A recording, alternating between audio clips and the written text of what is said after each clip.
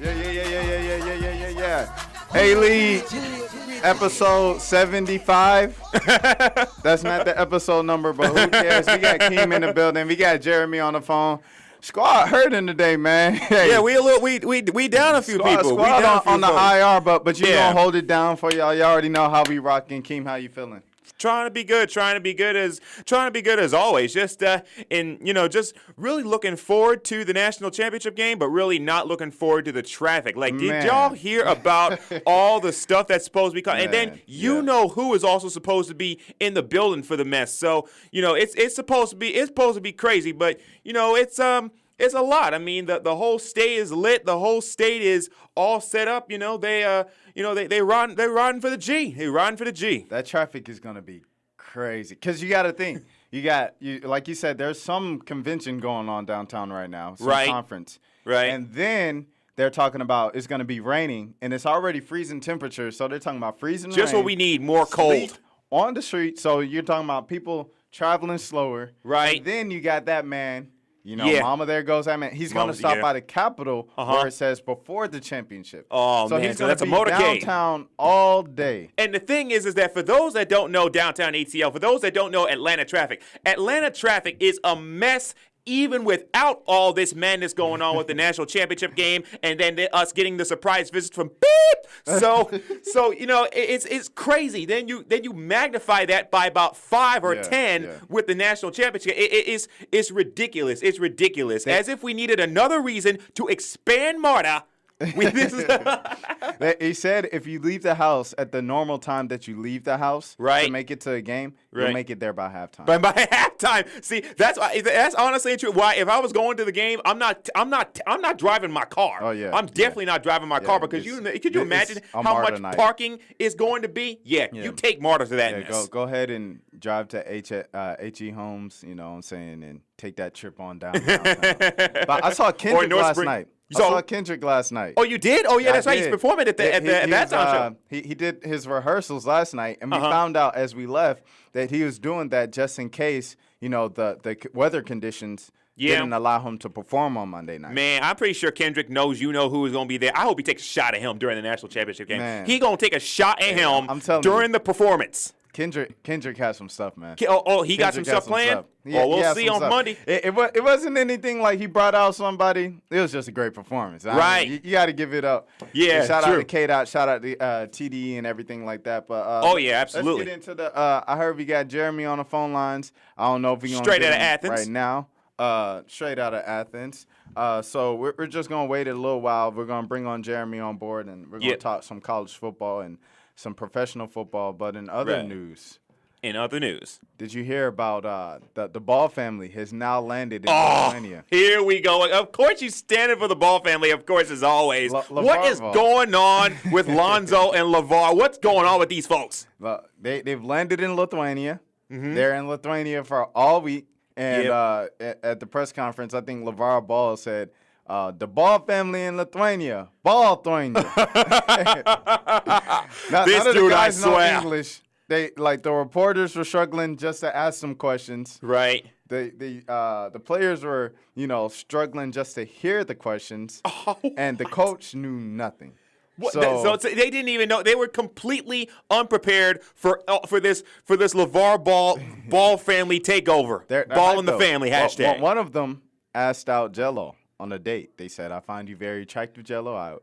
Will you be my boyfriend?" What? Really? Really? She was like, "Are you single?" Because I don't know any of this. He denied it. He just said no comment. All right. Even though his girl on every episode of Ball in the Family. So wow.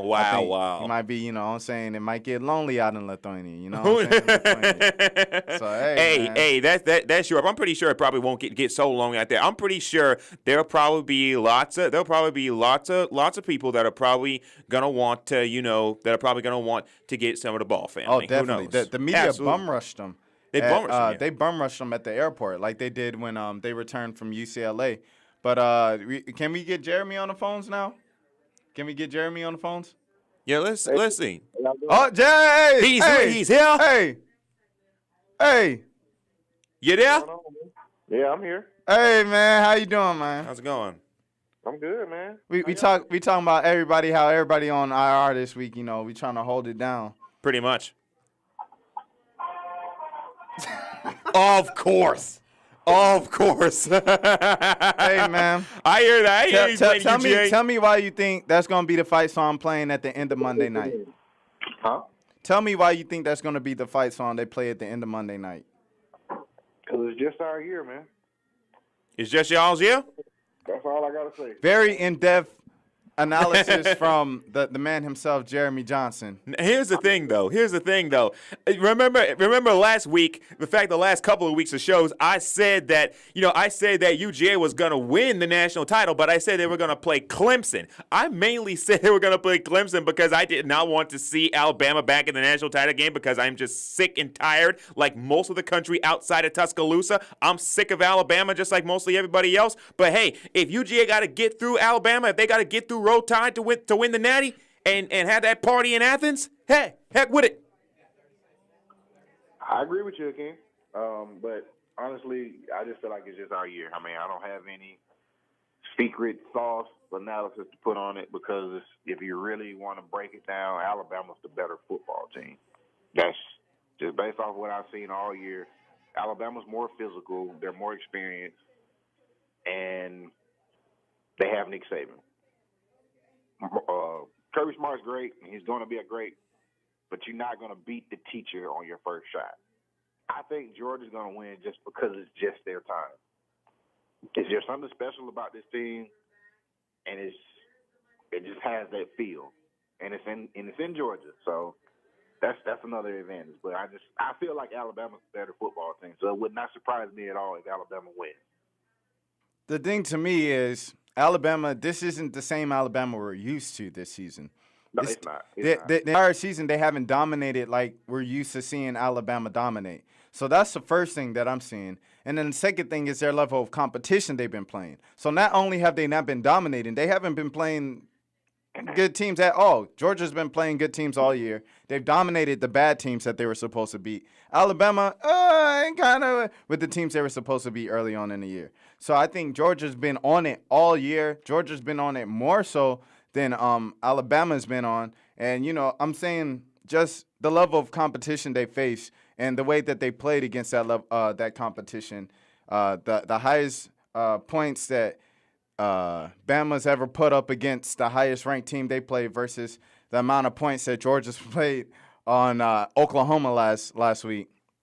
That just shows you how that comeback win says a lot about this team. You can talk about experience, but I don't even think that experience even means anything because Georgia's played in the Auburn game was a big game.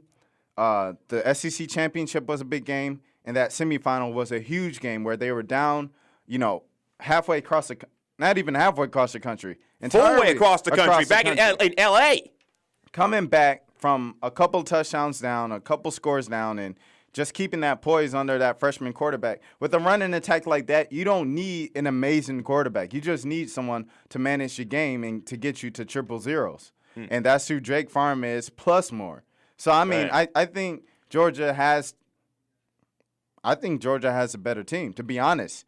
I mean, just based off of what we've seen versus Bama this year and Georgia this year, I think Georgia just has a better team. So we'll see. And then, of course, they always play well when they have more fans than right. the away team. In Notre Dame, they have more fans than Notre Dame. In L.A., they have more fans than Oklahoma. Right. And then the only game they lost was in Auburn, where there were more Auburn fans than Georgia fans. So I think just being in Atlanta, that's pretty much a home game, and I think Georgia has the edge. But we'll see. We'll see, definitely. I feel like that in many ways, you're right. They definitely play well when there are more fans. But it was kind of surprising thinking about the game last week, against Oklahoma. The fact that there were more Georgia fans in L.A. than there were Oklahoma fans, given that Oklahoma, of course, is closer to SoCal than Georgia. It shows, number one, it shows that UGA fans indeed travel, and it also shows that, that there's an excitement around this team. Like we talked about this at previous Georgia teams. It's one of those issues where there's always expectations. there's always expectations, and maybe this has a lot to do with Mark Richt versus Kirby Smart, but there've always been expectations around Georgia, but it's always been something where even though they may do somewhat okay in the SEC, there was still Alabama. There was still the Bama problem. There was still the Florida problem. There was still the LSU problem and other teams. So the Auburn problem. The difference is that the expectation isn't from outside and from the fan base, from the people in the building now. Kirby Smart expects them to win football games. Georgia expects to win football games now. Back under Mark Richt, I don't know if this is true or not. It just seems from outside looking in that they, expected to beat the teams they're supposed to beat. But then when they went up against an Alabama or an LSU or an Auburn when they were really good, they didn't believe in themselves the way they do now. They didn't expect, well, we're Georgia. It's not, they didn't look at it like, oh, that's Alabama. We're not really supposed to beat them. They look at it like, now they look at it like, we're Georgia. We're just as good as these teams and these programs. So we should be in the conversation with these blue blood programs because in reality, we are a blue blood program. That's the difference. It should have been like that the whole time with you, and you always have one of the best recruiting classes in the country. Exactly. I mean, you should feel like you're up there because you are, technically speaking, if you're talking about talent. And another great recruiting class this year. Exactly. Yeah. Mm-hmm. It's all been an attitude, and Kirby Smart has brought the attitude of, I'm not going to accept, 8-5. I'm not going to accept 10-3. That's not acceptable anymore with the kind of talent that's here. Under Mark Richt, those were considered good years to win 10 ball games, which in a lot of schools, it is. Great. It is. That's cute and Right. cool. But we in the SEC, we talking about championships. And in the SEC, at Georgia, we want championships. That's what they feel like they should be competing for. And not just SEC championships, but national championships that you mentioned. Right. Going back to your point, though, Rashad, about Alabama being the better team or not, and experience not mattering, look at what Clemson did the first time they played Alabama in the national championship game. It took them a second time to beat Alabama. Right.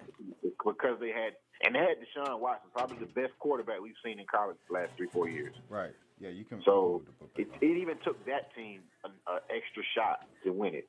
There's something to be said about having Nick Saban be able to prepare for you 4 months, which he didn't. He didn't get this time. But I'm sure they looked at Georgia, throughout the months they had to prepare leading up, because they may have thought they were going to face Georgia in the SEC championship game 4 months ago. Right. So there's a lot to be said about that. Nick Saban prepares like Bill Belichick. He doesn't leave any stone unturned when it comes to preparing for a team. Second of all, Jake Fromm is a good, decent quarterback, and I think he has a great future. He's not going to beat Alabama by himself. Once Georgia's running game is taken away, which it should be because Alabama's front seven is elite. It's going to be elite. Even they don't have the name brand players they've had in the past, they're still elite in the front seven. Right, I agree with that. So I'm going to be really interested to see if Georgia's able to run the ball the way they have against a defense that's designed to stop the run. It's almost like them going against themselves in practice every day. Yeah, I was watching, at SEC today, SEC Network, and they were talking about how Georgia, against Oklahoma, they were successful more when they ran on the outside, on the edges, when they were in the wild dog formation. So it's just like, I think, it's the exact same thing here because, like you said, in that box, Alabama is so elite, they're going to get you. They're not going to let them boys run up the middle. They're not going to let them run on the inside, but on the outside, on the edges. Can they get that edge? Can they get that? I think they can, man. I mean, this is an elite running core. You know what I'm saying? So, but a question that I want to go back to, it's a little off topic. We brought up the recruiting class, this year's recruiting class. Jeremy, would you rather have, for the Falcons, for the next backup, would you rather have Justin Fields or Lamar Jackson? Justin Fields. So you're saying you think the Falcons should wait a couple more years and then draft Justin Fields as a backup?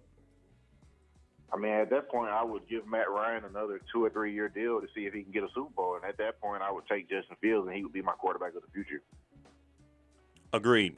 As I mentioned last week, because I feel like that, I think that the feeling around the Falcons, I feel like that in many ways, a lot of Falcons fans are still smarting from what happened last year in the Super Bowl. And I feel like that in many ways, that kind of, dare I say, love fest that some Falcons fans may have had with Matt Ryan may have been, it may have been one of those things that may have eroded a little bit. But, it's something where I think that in many ways, you just don't know exactly what you're going to get from the Falcons. You don't exactly know what you're going to get some years. You don't know if you're going to get a 7-9 season, an 8-8 season, a 9-7 season, or even a 12-4 or a 13-3. So I think that has a lot to do with it, that level of inconsistency in terms of, they have the talent to be able to win the Super Bowl. They have the talent to be able to go 13-3 and just roll over the rest of the NFC.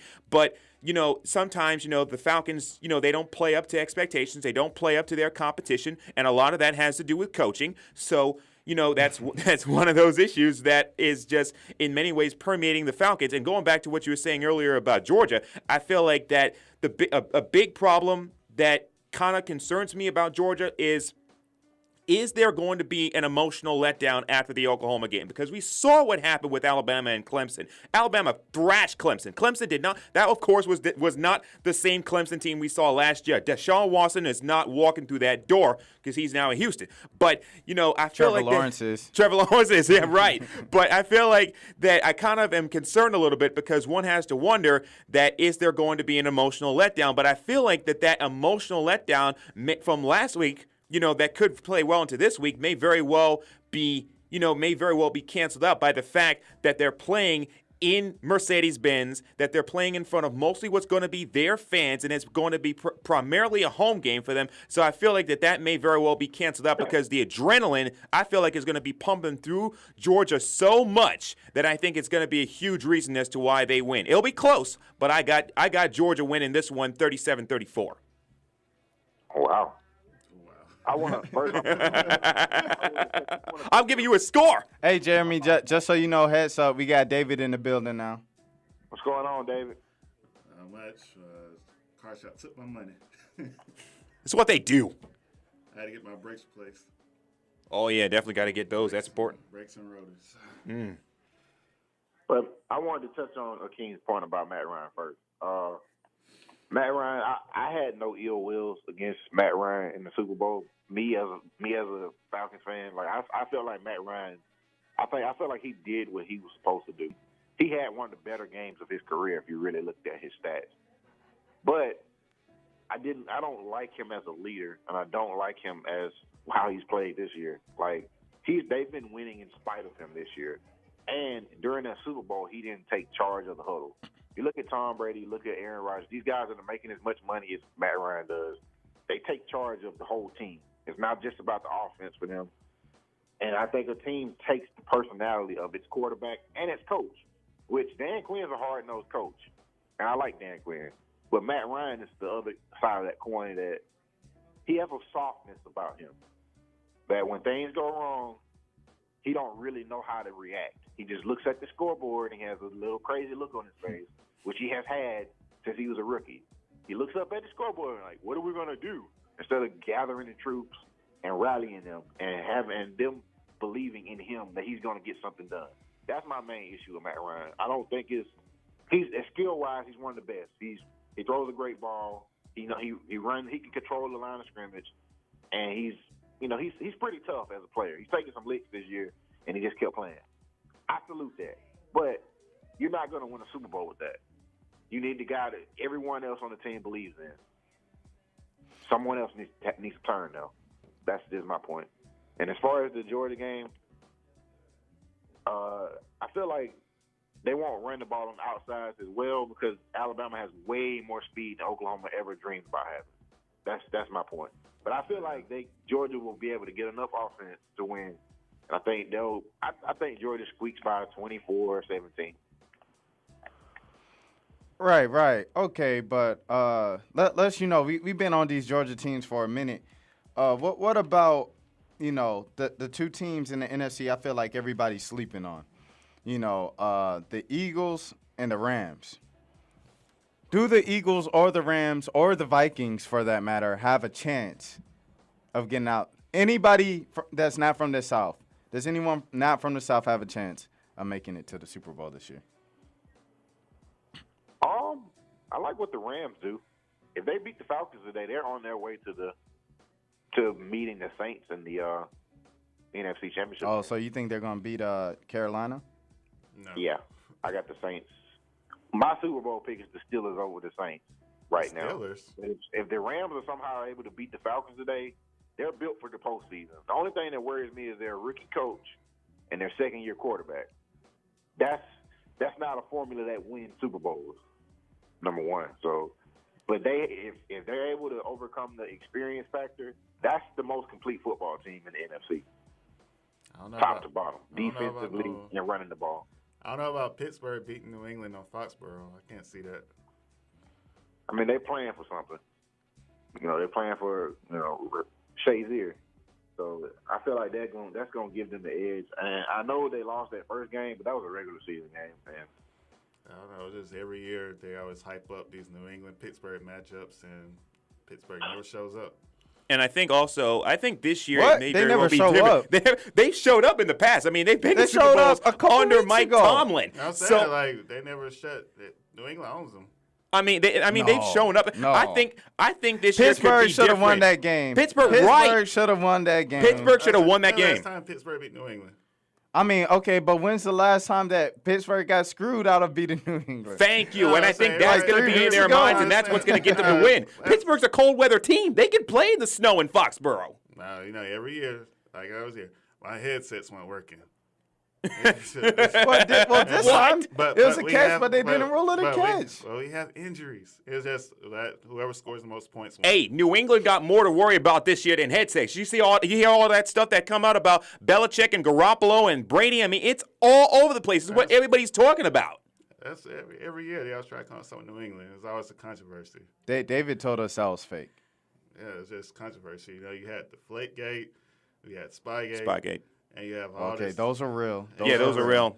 You always have the stuff. There's always some controversy. They always got to conjure up in New England. It's never just a straight year when they just Because I mean, when you cheat in the past, like you don't get the benefit of the doubt. It's like the boy who cried wolf. Yeah, it's one of those things that just happens year after year after year with New England. But like I said, I really do think that if any team has a shot to beat them in the AFC, it has to be Pittsburgh. I remember listening to somebody, and they said that if New England was a number one seed in the NFC, they would have a chance to possibly be bounced out in the divisional playoff round. But since they're in the AFC, which is so depleted, I mean, Tennessee's not beating them, Buffalo's not beating them, Jacksonville. I know everybody's hyping up Jacksonville this year, but they're definitely not beating them. And Kansas City, I don't trust Kansas City in the playoffs. Andy Reid, but I just don't trust anybody, in the AFC. But in the NFC, I mean, all 6 of those teams really do have a shot to beat New England. If it is New England in the Super Bowl again, I think so. Oh, 6? Any of those? Well, maybe trust- not Philly I without don't trust without Carson Wentz. I don't trust Carolina either. You don't trust Carolina? No, They beat them earlier this season. yeah, it's just now there are injuries. There's injuries, the coaching, and then what I just noticed, if you take away the run and you force Cam to throw. I don't know what Cam was on last week in Atlanta. Good question. Atlanta played him well. QB spy, and you had just McCaffrey right there in the run game, and it's just And McCaffrey was dropping some. McCaffrey been on some stuff all year. It's just, Yeah. It's ugly. Just try to see Cam try to, because he got these fundamentals that, just he throws off his back foot, and he got these. Atlanta has a pass defense, and Keanu Neal and Deion Jones against these practice squad receivers they throwing out there and stuff. Atlanta has that advantage, and it's just like all these other any smart defense coordinator will see that. Just like, oh, just make him throw, and because he doesn't make his receivers better, say Brady, a Brady, a Peyton, or a Rodgers, or Big Breeze. Ben, and Breeze. It's just ugly. But, Orion with Shanahan. Ryan with Shanahan. yeah, it's just I don't trust them. I mean, we'll see. I mean, like you said, we'll see what happens. But my early Super Bowl pick, I gotta kind of almost go with Jeremy what he just said. I mean, Steelers and Saints. I'd like to see that, but I know that one of the things that for sure they're gonna for sure be watching is Minnesota. Can Minnesota get through the NFC and host a Super Bowl in their own building? There's a reason as to why it's never been done. I don't see it being done this year. I mean, I know Minnesota has a great defense, but like you said, it's an experience factor, and I just don't trust Minnesota in the playoffs. Quite frankly and truly, because of the experience factor, I really don't trust LA in the playoffs. Yeah, so, Casey Keenum, I'll just say. I mean, well, Rex Grossman playing the Super Bowl. I can't see Case Keenum taking anyone to a Super Bowl. I like Case Keenum, and I really feel like he needs a chance to be a starter somewhere. Like, he's a real quarterback in the NFL. Like, there's no smoke and mirrors about what Case Keenum brings to the table. He can play, but he's not beating Cam Newton, Matt Ryan, Jared Goff, who's the other quarterback? Drew Brees. He's not beating those guys in the postseason. I'm sorry. I like Case Keenum, but I don't care where they play the game at. They can play the game over here at Georgia's basketball court. Game at Mercedes-Benz Dome. It doesn't matter. McKinnon's still leading Russia, right? He's winning games, but Case Keenum's not going to win them the games, which is what quarterbacks have to do in the postseason. It's so crazy that when Case Keenum was in Houston, everybody was talking about him as if he was one of the worst quarterbacks. Now all of a sudden he's in Minnesota winning games with a defense behind him, kind of almost like what happened a few years ago, a long time ago with the Baltimore Ravens when they had Trent Dilfer and they went to a Super Bowl. I mean, but then again, that was a all-time great NFL defense I'm talking about. And Jamal Lewis too. Right. True. The game is a lot different. Yeah, you have to be able to score to win in the NFL now. Mm-hmm. I mean, you go against Tom Brady or Ben Roethlisberger in the Super Bowl, like that, they don't stand a chance. Like that, there is no way they're scoring with those two teams. With Case Keenum, and they keep saying Sam Bradford may come back. Okay. Yeah, he's one hit away. Yeah. Teddy! Great Teddy, point. Would you trust Minnesota more with Teddy Bridgewater than with Case Keenum? Because I think Teddy Bridgewater is better than Case Keenum. What did Teddy Bridgewater do in the playoffs when they had to? It was 9-6 or something like that. Well, wasn't he like 12 then, man? He's old. That's the last time he played a football game. So that was a tight game. I think it was the Georgia kicker missed Was it Walsh that missed the kick? Yeah, Blair Walsh. Yeah, I remember that game. Yeah, yes, I remember that game. Yeah, Seattle defense was actually a lot better than it was now. Oh yeah, for sure. Yeah, but I mean, salute to LA, man. I mean, regardless of what happens when this episode comes out, for them to turn it around like that with Case Keenum being the worst quarterback I've ever seen, and Jared Goff being even worse than that when he got a chance at the end of last season. It's amazing what happens when you get rid of Mr. 7-9 Jeff Fisher. To turn that around with a dude who graduated Marist High School in 2004. He graduated high school in the 2000s. In the 2000s, and now he's in the playoffs. Amazing. The ball to that monster that's number 30 back there. They finally started to give him the ball. That's what changed. Yeah. And they got Sammy Watkins. I don't know what happened with Jeff Fisher, man. I was like, dude had, Chris Johnson, Lindell White, all these guys, and Vince Young. Vince Young. Oh yeah, Vince Young, and just the GOAT. And he had the, always had an elite defense, and couldn't do nothing with Los Angeles, and they had all that young talent. I just never understood why. Just like all that talent, and who knows? Maybe, just maybe, if they were able to do something with that talent, they may not even be the Los Angeles Rams. They may still be in St. Louis as we speak. I'm not going freaking 7-9. They may be in St. Louis. They may be still in the Lou. They wouldn't even be in L.A. I think Kroenke got that money, man. I believe that Jeff Fisher will get another job, even though he's clearly not a good head coach. Well, we were talking about that Rooney Rule. I don't know, like, how much you think, David? I don't think so. I think the trend now is everybody's trying to get these assistants, these younger assistants, and trying to get people to because you got these quarterbacks like Trubisky and Stafford. They're trying to get quarterbacks to take them to the next level. They're using the whole Carson Wentz and Jared Goff thing as a blueprint. They're trying to get get these these young coordinators that can work with these quarterbacks and put them in the best position to win. Because a lot of these teams have good defenses, but their offenses are just awful.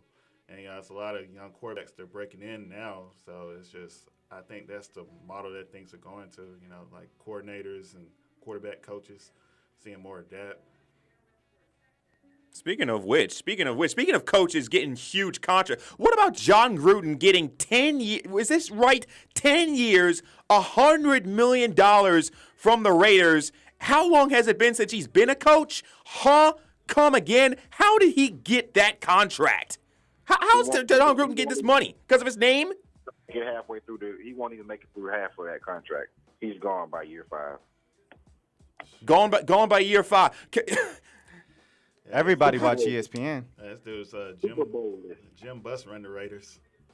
Something like that. I mean, it's crazy. John Gruden is the most overrated coach in the modern day history of football. Preach. Yeah, He won with Tony Dungy's team, right? And that was it. Yeah. He had one Super Bowl, and everybody's like, "Oh, he got a Super Bowl though." Right. Josh Freeman, right? Yeah, Josh Freeman at the end of Tampa Bay. Couldn't develop him. I remember they had years. He just going through quarterbacks. He had 5 quarterbacks on the roster at one time. And just dang, Josh Freeman. Why is he known as a quarterback guru? Because he has a show where he talks to quarterbacks that come out of college. Yeah, he's just likable. He's just likable, and it's just that goes a long way. It's just. You know who I like to be though right about now after seeing Gruden get that big contract? Bill Cowher. Because if Gruden can get 10 years, $100 million from Oakland, what if a team seeks out Bill Cowher? How much is he worth now? I know the Falcons were looking towards him a few years ago. That's like Tupac got a better chance coming back for Yeah, Cowher's done. Yeah, because they've been talking about it for years. They're like, oh, he's going to get, he wants to be close to his daughters, He can go to New York. The Jets and Giants job have been available for years. And you got the Carolina job that was available. He still didn't come back. Because every single time a coaching job comes available, it's always Gruden or Cowher, or maybe it's always one of those two, or maybe Parcells. It's one of those old-time coaches that we remember from the 90s and the early 2000s. Yes, always. Yeah, absence is the best negotiator. Yeah. They're like, oh, he had Dave Chappelle. Ask Dave Chappelle. Mm-hmm. Yeah. So, a matter of time, but it's like, hey, we need to have Rex Ryan because he was defensive guru. And it's like, not knowing that he can't develop quarterbacks and all he has is a defense. He should be a defensive coordinator, but, somebody was like, oh, he should be a head coach because he's funny. Mm-hmm. Yeah, it's just amazing. It's just amazing how this happens, how the NFL works. It's so convoluted from the fact that Gruden got this big contract, all the stuff going on in New England with Belichick, and then I heard this hot rumor saying that he may end up coaching the Giants to kind of stick it to Robert Kraft because of the whole Garoppolo Brady deal. So it's just crazy. It's just crazy. Belichick gonna coach the who? You heard me right. I saw that hot rumor on the gram and on Twitter. That would be something if he took Eli Manning. Who's a man coming on Monday to Atlanta? In the words of him, fake news. I don't support the whole phrase, but in this case, I think that's fake news. Oh, yeah. People Belichick ain't going to no Giants. Come on, man. That would be something if he did coach the Giants to Eli to a third ring. Not in the next 3 years. That's not going to happen. Mm-hmm. But episode 75 of the A-League, I appreciate you for calling in, Jeremy. You were a real one. David came in, played through the injury, you know what I'm saying? So everybody on IR, we going to be back full team next week. Oh, yeah. Everybody go around the room, say your names and all that good stuff. It's David Norwood. Twitter's at DNorwood90. RashadMilligan.com. You can follow me on Twitter at Glue. Akeem Balaam, Twitter, Graham Beyond the W. Check it out. You gonna be at the parade, Jeremy, in Athens? Yes, sir. Sounds like a plan. All right, Jeremy, you good? You ain't gonna do your sign off? Oh, Jeremy Johnson, Clark _ Kent _ 75. All right, man. That's A-League for the week, man. Oh, yeah, right. Peace.